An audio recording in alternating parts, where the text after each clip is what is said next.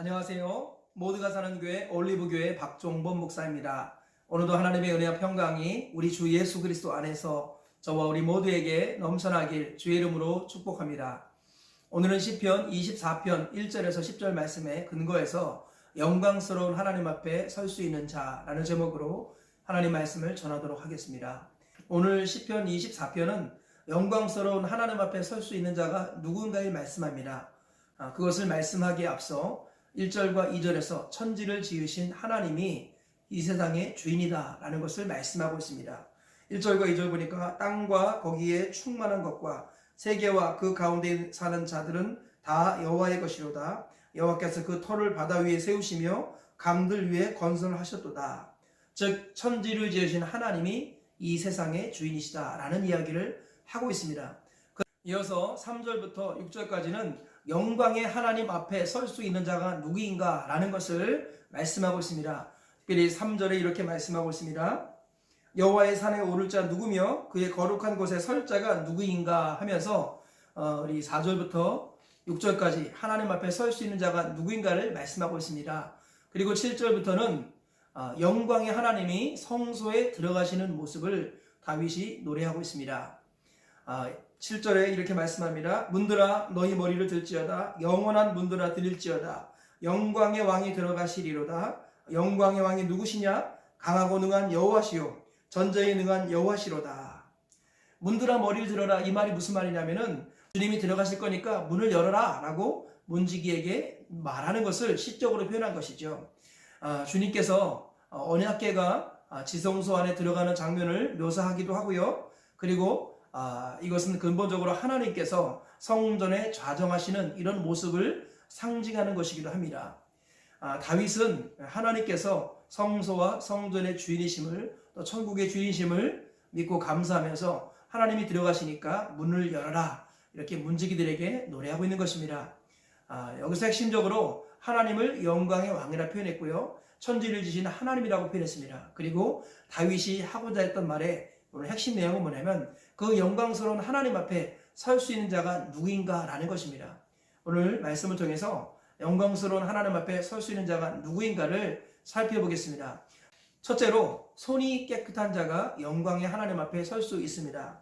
4절 여호와의 산에 오를 자 누구며 그의 거룩한 곳에 설 자가 누구인가 곧 손이 깨끗하며 마음이 청결하며 뜻을 허탄한 데 두지 아니하며 거짓 맹세하지 아니하는 자로다. 네 부류의 사람이 영광의 하나님 앞에 설 수 있는 자다라고 말씀하고 있는데요. 첫 번째로 손이 깨끗한 사람, 그 사람이 영광의 하나님 앞에 설 수 있다라는 것입니다. 손이 깨끗하다라는 말은 행함이 온전하다 이런 말입니다.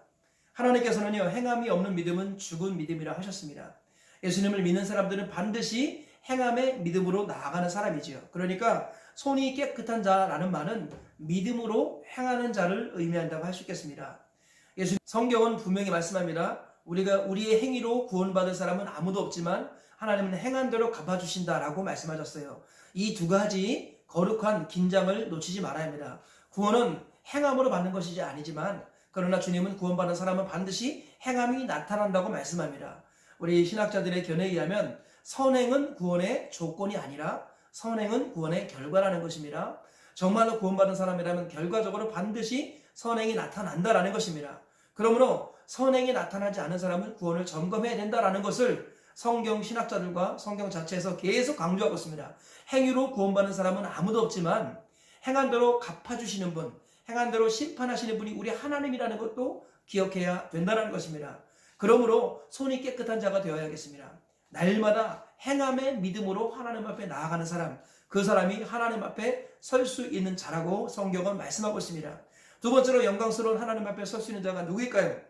오늘 본문에 의하면 손이 깨끗할 뿐만 아니라 마음이 청결한 사람이 하나님 앞에 설 수 있다는 것입니다. 예수님도 마음이 청결한 자는 복이 나니 저희가 하나님을 볼 것이며 그렇게 말씀하셨어요. 마음이 청결한 자가 하나님을 볼 수 있다는 것입니다. 여기서 마음이 청결하다는 개념은 무엇일까요? 신학적으로 해석하면 회개하는 사람을 말합니다. 예수님도 말씀하시기를 때가 찼고 하나님의 나라가 가까이 왔으니 회개하고 복음을 믿으라 이렇게 말씀하셨습니다. 교회 안에 있는 거짓된 믿음 세 가지가 있습니다. 첫 번째로는 행함 없는 믿음, 두 번째로는 사랑 없는 믿음, 세 번째로는 회개 없는 믿음입니다. 행함 없는 믿음은 조금 전에 말씀드렸습니다. 야고보 사도가 말했듯이 행함이 없는 믿음은 그 자신을 구원할 수 없고 죽은 믿음이라 야고보서 2장에서 분명히 말씀하지요. 또 교회 안에 있는 거짓된 믿음 또 하나가 뭐냐면 사랑이 없는 믿음입니다. 갈라디아서 5장 6절 보니까 그리스도 예수 안에서 할례나 무할례나 소용이 없으되 오직 사랑으로서 역사하는 믿음뿐이니라. 예수 그리스도 안에서는 오직 사랑으로 나타나는 믿음밖에 없다라는 거예요. 즉 참 믿음은 사랑으로 드러나는 믿음이 참 믿음이라는 거예요. 그래서 사랑이 없으면 소리나는 구리에 울리는 꽹과립니다. 산을 옮길 만한 믿음이 있을지라도 사랑이 없으면 아무 유익이 없다고 성경은 말씀하지요. 그러니까 믿음이 있다고 하면서 사랑이 없는 것은 거짓이고 가짜라는 것입니다. 그리고 세 번째로는 바로 회개 없는 믿음이라는 것입니다. 예수님께서는 회개하고 복음을 믿으라 이렇게 말씀하셨지 그냥 믿으라 이렇게 말씀하지 않으셨어요. 사도행전 8장을 보면 마술사 시몬이 빌립 집사의 전도를 통해서 믿는 장면이 나옵니다. 그가 전심으로 빌립을 믿고 따랐다 그렇게 말하죠. 그런데 베드로 사도가 나중에 그를 보았을 때 회개하지 않았습니다. 그래서 너는 회개하지 않으면 그 죄악과 함께 망할 것이다. 회개하라고 베드로 사도가 강조했던 것을 기억해야 합니다.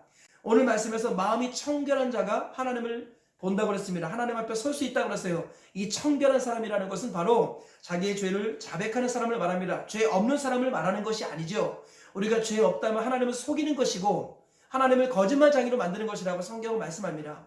그러나 우리가 우리 죄를 자백하면 그는 미쁘시고 의로우사 우리 죄를 사하시며 모든 불의에서 우리를 깨끗하게 하셔서 비로소 우리가 청결하게 되는 것입니다.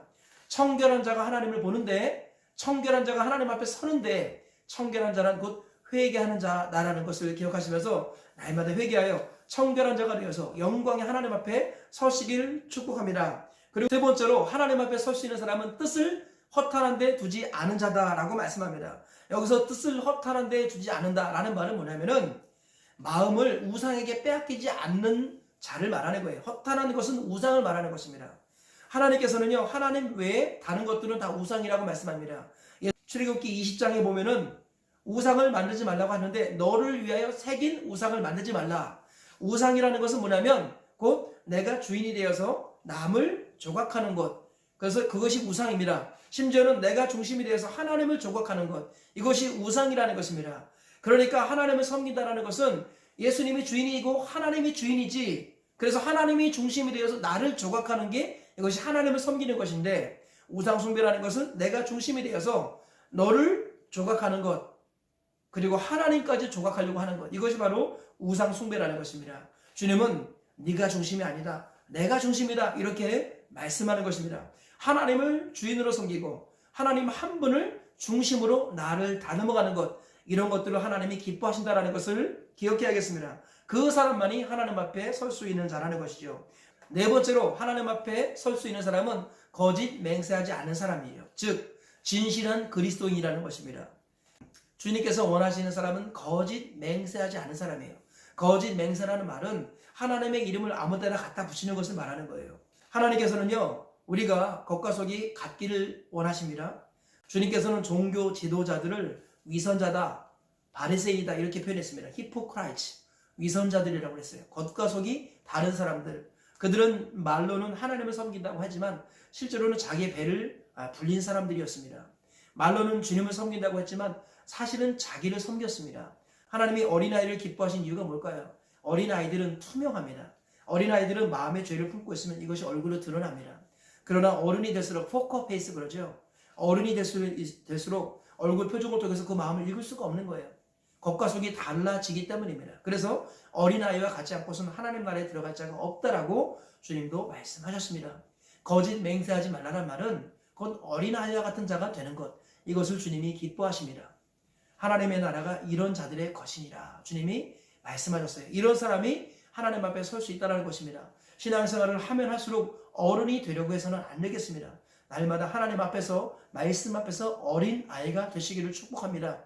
말씀에 결론을 맺겠습니다. 오늘은 영광스러운 하나님 앞에 설 수 있는 자가 누구인가 라고 말씀을 드렸습니다. 첫 번째로 손이 깨끗한 사람, 즉 행함의 믿음으로 살아가는 사람입니다. 두 번째로는 마음이 청결한 사람, 즉 날마다 회개하는 사람을 말합니다. 그리고 세 번째로는 뜻을 허탄한 데 두지 않는 사람, 즉 하나님 한 분만을 섬기는 사람. 그리고 마지막 네 번째로는 거짓 맹세하지 않는 사람, 즉 어린 아이와 같은 사람. 이런 사람들이 하나님 앞에 선다라는 것을 기억하시면서 이 네 가지 모습이 우리의 모습 되어서 다 같이 영광스러운 하나님 앞에 서시는 저와 우리 모두가 되시길 주의 이름으로 축복합니다.